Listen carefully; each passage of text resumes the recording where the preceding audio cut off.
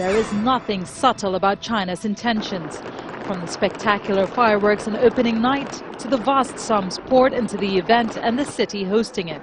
Once regarded by Communist China as an exercise in capitalist excess, the elaborate Shanghai Expo marks China's coming of age in a new world economic order. It's being billed as the world's most expensive party, costing China $4.2 billion.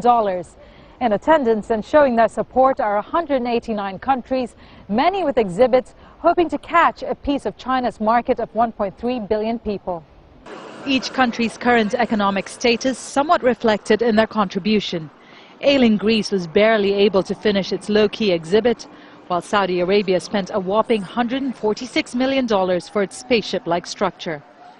In the next few days, many parts of the pavilions will be sectioned off for VIPs.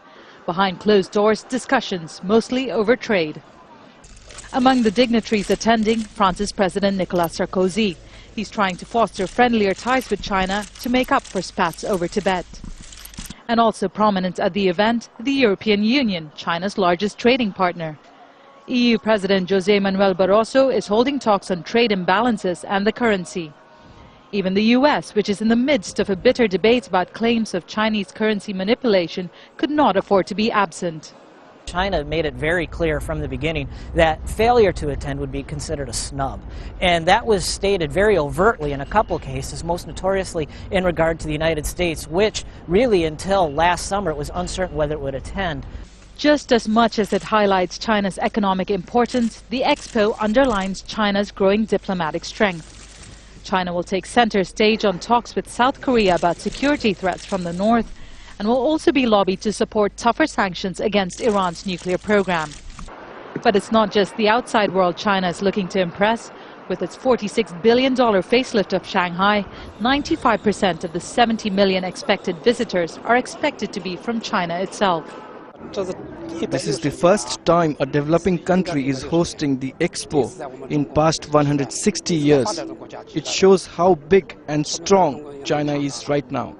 But there have been rumblings of discontent.